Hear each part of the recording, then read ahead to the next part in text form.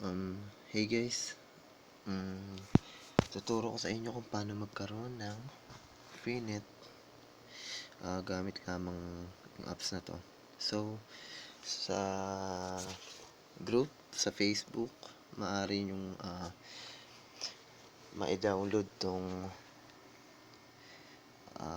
apps na ito. May link naman dito. So, sundin na lang po natin. So, punta po tayo any browser or katulad nitong application na to, Facebook. So, punta tayo dun. Browser ako.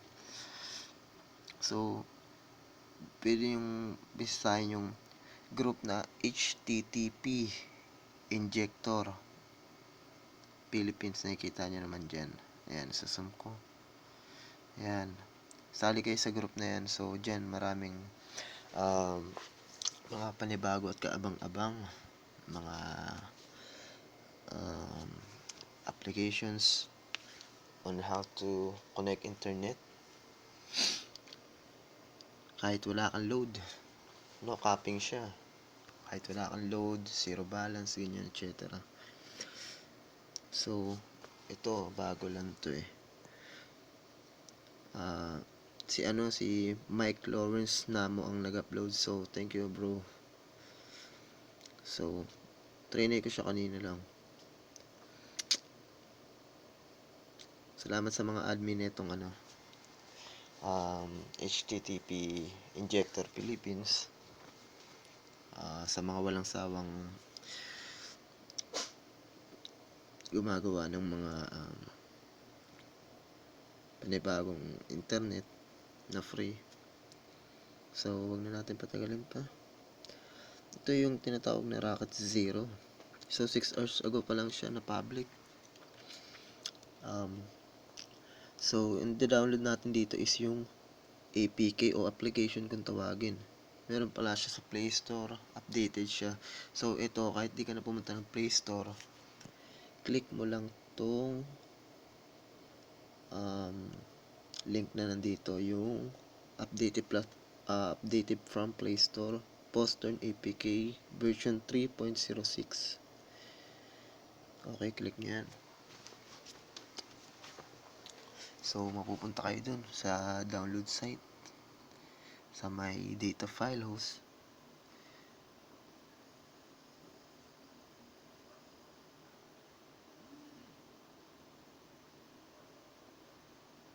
So ayan, so download nyo lang,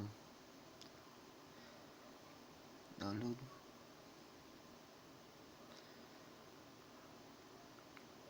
So download nyo na.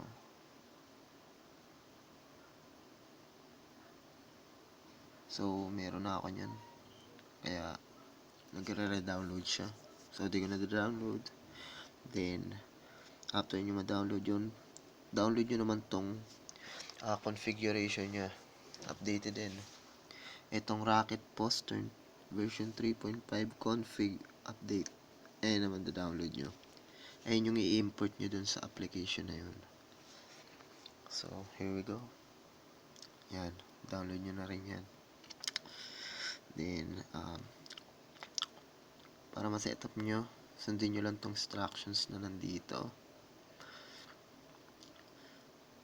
Yan, may instructions dyan. Pabasa na lang. Kailangan na matinding pag-unawa lang para magawa to. So, let's try.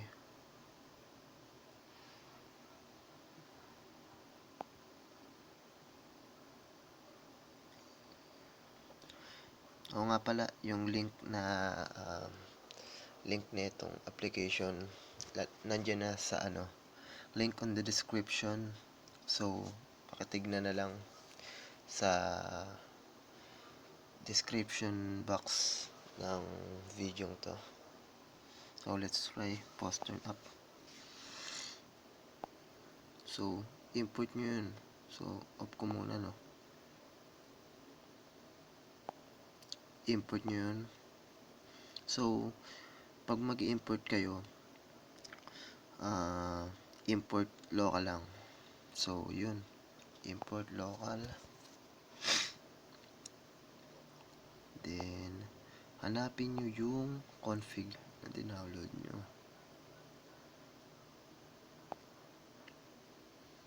Then, Rocket Postern, ito yun.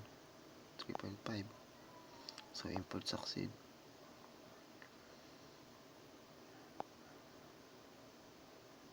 So, ginamit ko to eh. So, ganun lang. VPN on nyo lang. So, VPN on. Then, okay na. Tatry natin sa browsing YouTube.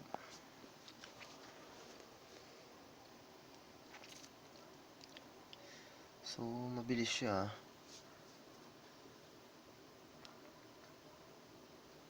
Mabilis siya. Kahit naka 720 quality, kahit anong quality. 720 natin. Tingnan natin. So, marurot siya kasi alas 3 na ng umaga. Kasi alas na ulang marurot. Okay siya. Dali pang i-connect. So, yun. Thank you guys for watching. Yun lang. Salamat.